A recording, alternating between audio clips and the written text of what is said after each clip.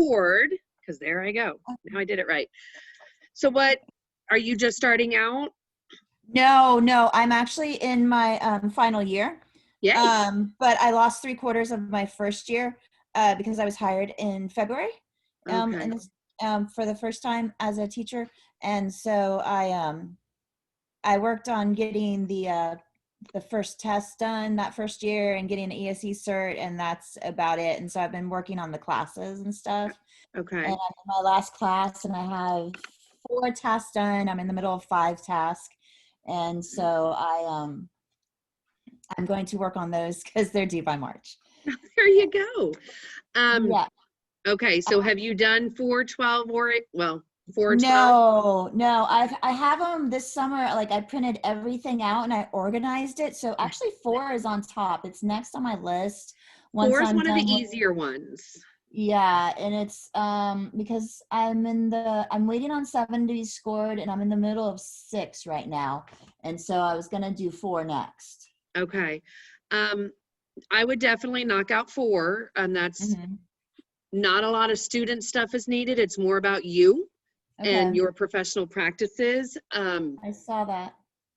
And I think like one of the ladies that works here with me went through the program. So she came and asked, we talked about task 4. She was ready to turn it in just a few days later. It doesn't take very long.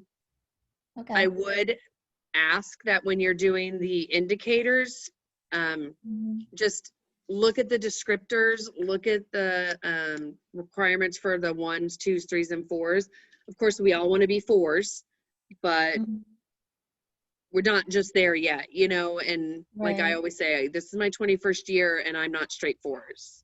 Right. You know, I know there's 3s, and with the group that I teach, there's probably some 2s because I know I don't get higher order thinking questions in. I teach highly ESE VE kids, you know. Yeah, So I'm I'm never an going to get a 4 inclusion math teacher, so I'm like, I was just in the higher order thinking when I'm thinking to myself, I'm like, do they have to get them right? No, you have to ask them. So, you know, I always throw one in when my evaluator comes in, but you know, it is what it is. I know I need to work on it more, but I also know when I coached PE for a while because I get bored at positions, so I find new stuff to do. And they were like, you need to do higher order thinking questions. I'm like, in PE and technology. So I knew I was never going to hit it that well with that, but I played the game. I did what I needed to do. Right. So when you're doing the indicators, just be kind of honest. Nobody sees it but me, you know, and maybe whoever reads your binder when you're done or whatever, wherever you guys put these, but you know, I score it and then I don't even think about it anymore. So don't think I'm judging or anything like that. So that's the bulk of that task, is doing the indicators. And then you're going to use those indicators to do the instructional improvement worksheet. And that's where you're going to put all your 1s and 2s on this side. And you're just going to tell me what the indicator is on this side. And that's all you have to do here. Like, this person wrote me a paragraph for each one. I don't need a paragraph. You can just copy and paste what the indicator says on the previous page, put it in here and tell me that you gave yourself a 1 or a 2. So, and if you have 9 1s and 6 2s, then you put all 15 of them in there. Okay. And then you have choices to do something later in the task with, because you only need to do at least 2 things.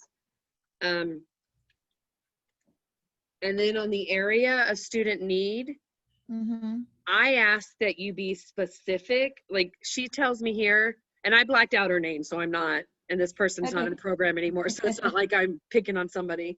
Be specific. She tells me reading standards for literature. There's a lot of literature standards. That would be like saying math standards. Okay, which one? You know, numbers and operations. You can even get more specific if you want than just, you know, something like that. The data sources, what test did you use? Was it teacher created? Was it the FSA? iReady? What grade did you teach? 8th grade mainly. Okay, so you don't do iReady, never mind. Is it an end of course exam? Is it a midterm? Like, what did you use, you know, as your data source? Was it just an informal exit ticket or something? I'm using MAPS data. Okay, so yeah, you know, whatever you're using on here, that's what you would put as your data source. There's some subjects I didn't even know we had in Brevard County. People are showing me. I'm like, oh, okay, if that's a real test, we're good. You know, I don't know every subject in this county. I don't know everything that we offer. And then the percentage, 25% or 21% or, you know, 99% need to improve, because that would be my class. They all need to improve on this every standard. But so like I said, she wrote a paragraph. I really just need a percentage telling me how much need to improve in your class. Okay, and I just pick one class? That's up to you. Okay. I mean, you can combine your classes and say, like, out of 96 students, or, you know, what you teach, 75% need to improve on whatever standard, you know, that you're working on or something. And you can put, I think, at least 2, but if you have a whole bunch of, you know, things they need to work on, you can put as much as you want. I want to say that they ask for at least 2 on the rubric. Okay. Okay. And then this last page, or no, sorry, not last page. This is where your evaluator information would go in. So anything that a mentor or an observer or an evaluator has said to you, it can be formal or informal. Just, you know, hey, they said I need to work on my classroom discipline. So here you would just write classroom discipline. And then what data did they use? Did they just come in and observe you? Is it a formal evaluation, a discussion with your mentor? Just, I mean, literally, what did they use to give you that information? What tool? Again, this person wrote a whole bunch of paragraphs. I don't need you typing me your life story. I know you have other things you want to do. So, and she listed, concise. huh? Be concise. Yeah, be concise. Okay, Be I specific, have a be business concise. degree. I'm an expert at that. I'm good. There you go. See? I won't write a book. You know, if you want to tell me, I'll read it at some point, but it just might take me longer to get to it. Yeah. And then the last thing you have to do, which is the reason for this, is what are you doing to get better at the things that you need to get better at, according to yourself and according to an evaluator. So this is the page that, of course it doesn't work there. There we go. You're going to list one of the strategies you scored yourself a 1 or a 2 in, or it could be one of the things from your evaluator, you know, depending on what you choose you want to work on. So she wants to work on collaborating with the homeschool and larger communities. Okay, so how are you going to do that? At this time, she was taking a course at UCF for effective communication skills. I think that could be helpful. So that's a professional development strategy. Up here, they list formats of strategies. It can be in services at the district or through school. Any of your coursework that you might be taking that could help you. Your PLC involvement. If you go in and observe, you know, your classroom teachers around you, or a veteran teacher, say if it's classroom discipline, and you love how this person's class runs and you want to go observe them, that can be a professional development strategy. How many times would I need to observe? Because, like, I do need to improve on higher order thinking. We're AVID school, so we have an AVID class I can go observe. Both my boys went through AVID the whole time. For this, I don't ever go back. Well, I lie. There is professional development goals and strategies too, and I don't know the answer to that. I don't think you're not documenting here. This is what you're going to do to improve on that strategy. Oh, okay. So that cool. you're just telling me, hey, I'm going making to do a plan. Yeah. Okay. And then in professional development and strategies too, which I haven't looked at and don't grade, so I don't know a lot about it. Right. It's probably implementing that plan. Gotcha. Yeah, because I have these ordered out, like I need to do this first and then that one and stuff like that. So I have them in like sequence order. And like 12 and 18 are the unit plan, and those are the other 2 I grade. So you have to do 12 before you do 18, because you have to have the unit plan. So and 18 I think is the very last one that I have in my stack. No, 13. it's close to the end. Those are close to the end. They are. You're gonna see those like in late February. Well, give me some time on 12 because it takes a while to grade. Okay. Like not days, but just, you know, I need a couple days to make sure that I'm not busy and I can get to grade it. And I Right. don't want you Right, I'm right. going to plan a day to where I know it's close to end time to grade all day long, I think. Yeah. No. But if you think, oh, I bet you I can find stuff online and say, well, I'm going to do some research on that. That can be your professional development. Okay. I don't need, like I said, here's a huge paragraph. I don't need it, but I do need complete sentences, you know, not just bullet points, but, you know, just, hey, I plan on going to watch this veteran teacher. I like how they run their classroom. I think I'm going to be able to pull some ideas. Her awesome. second page is not amazing because she's going to keep doing the practices that she already knows. That's not professional development. So, and I have a lot of people that do that. They're like, well, I already do this, so I'm going to continue to do this. Mm-hmm. The whole point is to learn and grow just like we expect our kids to. So Right. that's what this plan is for, to keep growing as an educator.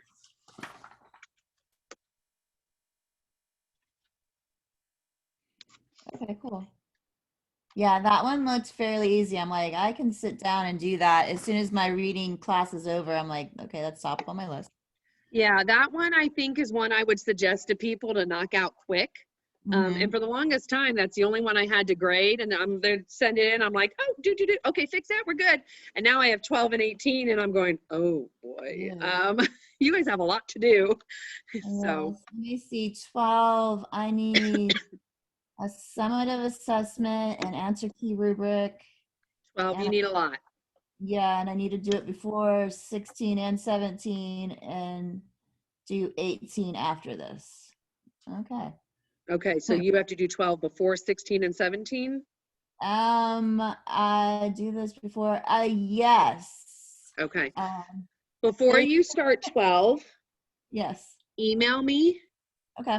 And I'll give you pointers on that one. If I say it now, it'll just be like, what are you talking about? But email me and I'll give you pointers on 12 to look for so that it can be done and submitted and done quickly. Alrighty. Okay. And then let me see. And then you're also for 18. Let me see. 18 and all I have, it just says due after 12. Well, you're going to use your lesson plans and unit plan for 12 to do 18. Gotcha. So Gotcha. yeah. So if you let me know when you're submitting 12, I can get a quick turnaround on that one. Usually I grade on Sundays because that's just easiest for me. I can get a quick turnaround and you can start 18 immediately and you don't have to wait till the end to do it. Oh, beautiful. Especially if 12's fresh in your mind. Right, exactly. Okay, good. All right, thank you. No problem. Like I was telling the others, if you do email me, make sure it's bishop.kellyl because there's 2 Kelly Bishops in the county and she gets all my emails. Yeah. Bishop.Kelly L.